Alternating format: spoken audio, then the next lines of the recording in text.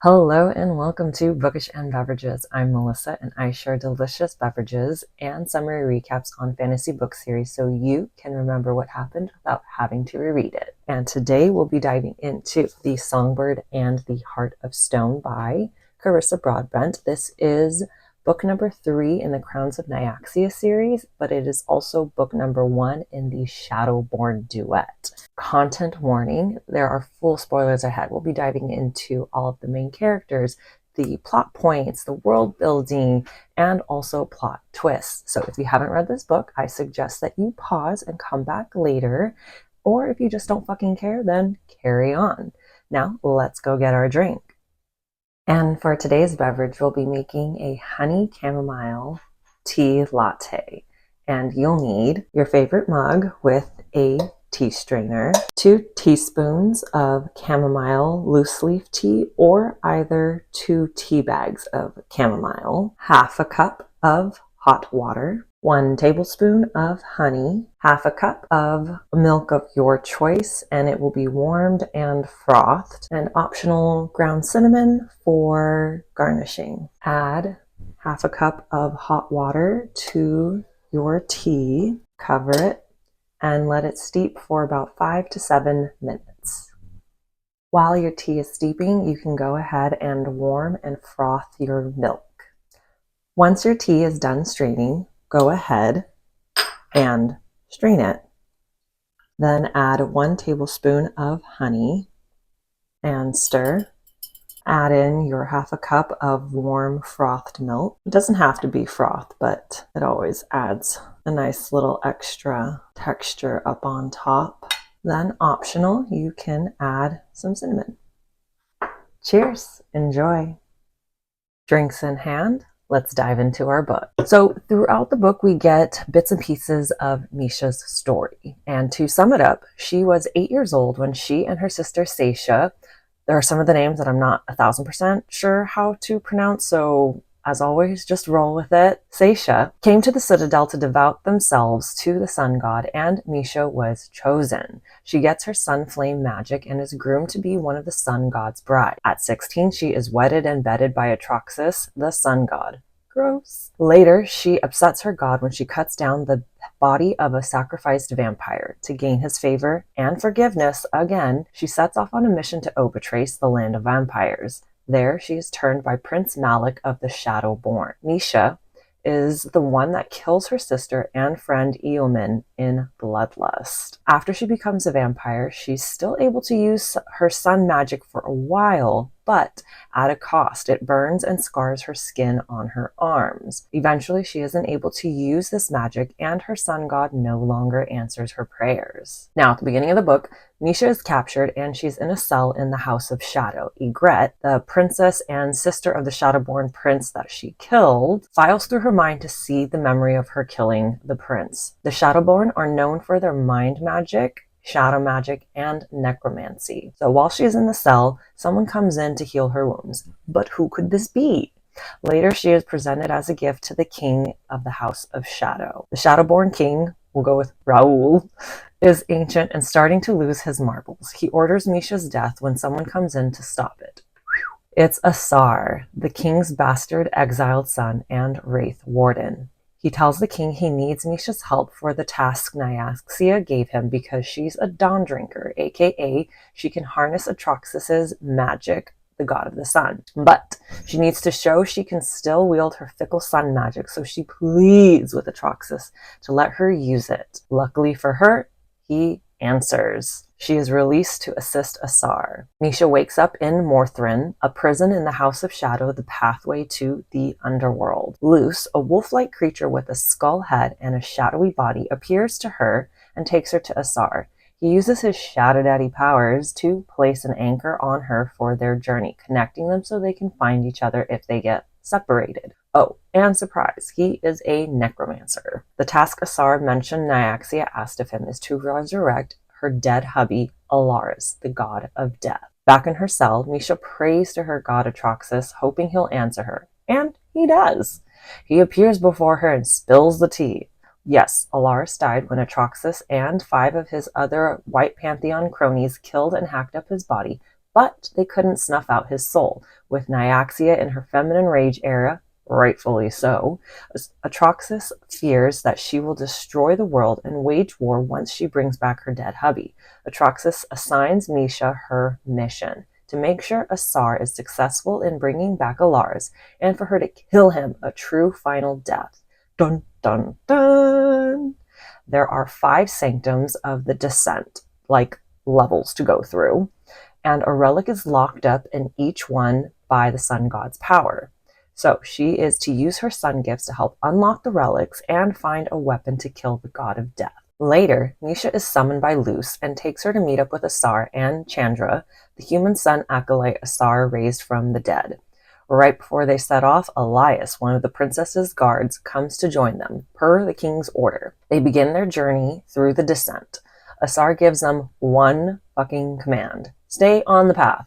But Elias doesn't listen and falls, taking Chandra with him. Then Asar and Mische are plunged into oblivion. Mische and Asar are in a cave and head out to find the others. They are officially in the first sanctum, body. They find Elias and Chandra fighting off zombie corpse wraiths. They all fight and run towards the temple. They make it inside, safe against the wraiths for now. But something else starts to attack them. The third missing guardian, the Songbird. The first relic is inside of the bird. After Chandra and Mische pull out the magic of the sun god, Mische and Asar retrieve the relic, an obsidian branch Nyaxia used to stab Alars when she first met him. They escape through a pool, but not before a blast from the past wraith attacks Mische, her friend Eomin. After getting some rest, Mische feels a tug and follows it. She finds Asar and Luce fighting off wraiths again and trying to close a gate. She helps out and they close it, but Asar is in bad shape and she's not doing too hot either. She finally manages to haul Asar to a bedchamber and into a tub to heal. Luce makes her get in and she passes out with Asar. After an awkward wake-up in the tub, they chat about Mische's shadow-born powers and her helping Asar with the failing wards. Week after week, they continue through the descent. Mische helps with the wards and Asar tries to help train her shadow-born magic. But she is just so devout to her sun god. Finally, they make it to the second sanctum, breath, where there are ghost wraiths. Outrunning the ghost wraiths and soul eater beasts, they make it into the temple. Inside, there is a woman. Not quite a ghost and definitely not alive. Everyone gets split up and Mische uses her sun magic to light up a trail in the tunnel mazes leading to the center room with a door. Asar and the mysterious woman find Mische. Then, Chandra and Elias finally make it to them. Asar distracts the woman long enough for them to open the door, and then he jumps in after Mische. At the bottom of the stairs, there are these guardian panthers with skulls and translucent bodies, kind of like Luce. Asar shares his intention to restore the realm, and the guardians reveal the second relic. 5 poppy petals. A few nights later, Mische is woken up by Asar when she sleepwalks to one of the gates. She's concerned about her wraith friend, and Asar shows her that he helped him find a way to the underworld to rest peacefully. She awkwardly hugs him and thanks him. They make it to the third sanctum, Psyche. As they're walking, Asar stops and stares at his hands. The shadow-born air mark is upon them. His father, Raoul, is dead. Elias comes up and stabs Asar on the side. What the fuck? Elias pushes Asar off the cliff edge and Mische tries to save him, but he falls down and she goes after him, plunging into the blood lake. A montage of memories from her childhood replays until it switches up from memories to desires of Asar about to have his way with her. Oh, hey now. But she gets pulled out of the memory. Chandra drags Mische out and tells her to leave with her and Elias. Instead, Mische goes after Asar, but as she leaves, Chandra screams and the ghost wraiths are trying to take her. Mische decides to go back and save her, but she gets pulled into some of Chandra's memories. As a prisoner midwife for the vampires, Chandra would kill the babies she delivered as sacrifices to the sun god. Mische is appalled and lets her get taken and goes to save Asar again. Mische gets pulled into his memories. He's a boy, and Prince Malik killed his pet dog, Luce. Luce is the first being he practices with an instructor to bring back to life. He's at a party and meets Ophelia, the mysterious ghost woman. They become lovers until he finds her dead. He tries to raise her from the dead, but it goes horribly wrong. And that's when he gets his scars and his injured eye. Just as Ophelia is about to lunge for Mische, she is pulled from the memory and the blood lake. Asar and Mische make it to the crumbling temple. Time is running out. Ophelia and the wraiths are on their way. The relic is in the crypt, but the sun god's power coming from it is too strong. Mische goes in alone while Asar fights off the dead. Inside, the sun god's power burns her, but doesn't kill her. She is confronted by a reflection of herself that judges her and deems her unworthy. Tainted. She's fighting herself until Asar breaks into the crypt, telling her to use her shadowborn powers. She unleashes her locked up shadow powers, defeating her reflection. They have the key and unlock the stone to retrieve the third relic, a silver ring that binded Alaris to the White Pantheon. Mische passes out. Mische wakes up alive and back in Morthrin. Asar has all the relics laid out and one of the poppy petals is missing. Damn Elias. Asar tells Mische to save herself and go after Elias, but Mische tells him, "No way, Jose, I'm continuing with you." Onward they go until they finally reach a cottage with a ghost wraith living inside named Esme. She was the previous warden of Morthrin before Asar. They each bathe and eat the fake food and blood Esme offers. Asar plays the piano while Esme and Mische dance. Alone at last, Asar and Mische give in to their growing desire. Just a little bit. He kisses the scars on her arm until a blast throws them apart. Wraiths are coming into the cottage, Ophelia leading them. Mische, Asar, and Esme fight them off. Then Malik shows up. Even more of an asshole in death. He goes for Mische, and then Asar fights him off. More wraiths come pouring in, and Esme makes Mische and Asar flee. They run away until they reach a cliff and jump off into nothingness. Mische wakes up on a sandy beach just outside the citadel where she grew up, but something's wrong. She finds Asar, and he tells her they made it to the fourth sanctum. Secrets. What they see isn't real. Both still injured, they begin walking towards the building in the center until Mische passes out. Mische wakes up and Asar tells her to drink from him. She does, and she wants more than his blood.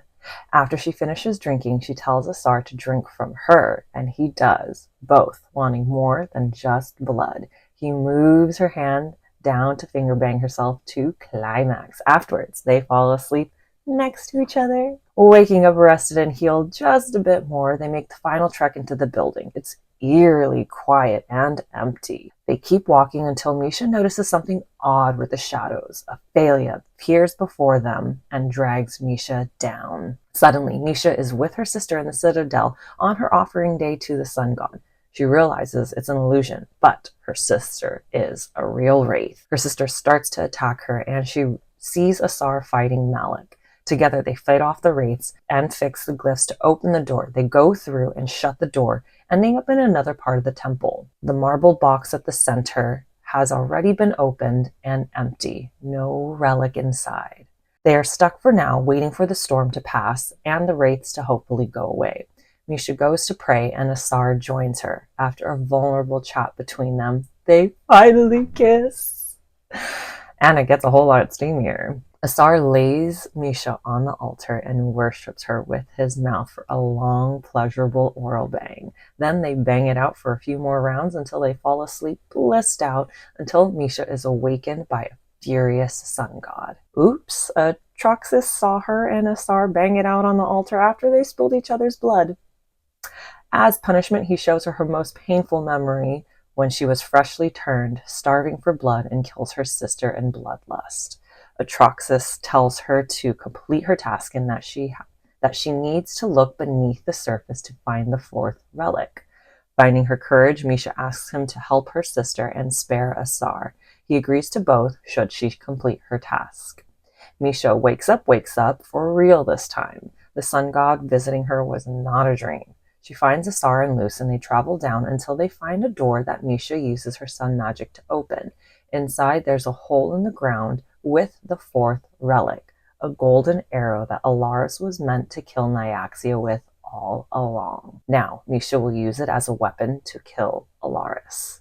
They journey on for days until they finally reach a field of poppies with a door leading to the final sanctum, Soul. Before they go through, they sit among the flowers, enjoy each other's company, and kiss for the last time. They wake up and start walking toward the temple in the distance. It's quiet for some time until Malik finds them. They fight him off until Mische deals the final blow in his heart. Again, Malik explodes, finally gone for good. But the fun doesn't stop there. Ophelia enters the chat, yanking Mische away. Ophelia has her hold on Mische, going through her memories and sucking the life from her. Then Mische decides to listen and empathize with Ophelia, finally getting through to her. Mische and Asar finally help her pass on, sweet relief for poor Ophelia. Both alive, they make it to the tower and begin the ritual to bring back Alaris using the 4 relics they have. But they still need the relic for Soul. Turns out Soul needs a sacrifice, and Asar offers himself, the descendant of a god. Asar steps into the circle, completing the ritual, and then he's gone. Mische can still feel her connection to Asar through their anchor, but Atraxas shows up. Alaris isn't fully back from the dead just yet, and the sun god is convincing Mische to follow through with her task. Instead, she stabs Atraxas in the throat with the arrow. Fuck yeah. Atraxas grabs Mische, she pulls the arrow from his throat and stabs him in the chest. They go up in flames together. The sun god is dead, and the world plunges into darkness. Mische is barely clinging to life in Asar's arms. Nyaxia shows up, and she is pissed that Asar has Alaris' god powers, and Alaris is not raised from the dead. The other gods are coming, and Nyaxia leaves Asar with a dying Mische. The other gods show up, taking in the scene. They want to execute Asar, but Asaja, the god of fate and sorcery, also the one that granted the Coriolis bond to Raihn and Oraya, tells them that Asar can't be killed, and he could be of use to them since he carries the power of Alaris. They chain Asar up. He tells Mische to let go and that he'll find her. One of the gods pulls Mische away from Asar's grip and stabs her in the chest. Mische is left to die alone. Mische is laying in a field of flowers. Someone comes up to her and she recognizes him. Vincent, the dead king of Nightborn, Oraya's father, welcomes her to the underworld and tells her, I hear we have some work to do. What the fuck? Asar is chained up in a room by the other gods. He holds Alaris' power, a drop of his blood, but not his memories. He waits patiently until he can find Mische again. Thank you so much for watching, and stay tuned for more summary recaps on your favorite fantasy series. If you did enjoy this one, please like, share, and subscribe, and share with your fellow book lovers. And if there's any summaries that you want summary recaps on, just leave it in a comment below. Thank you, thank you, thank you.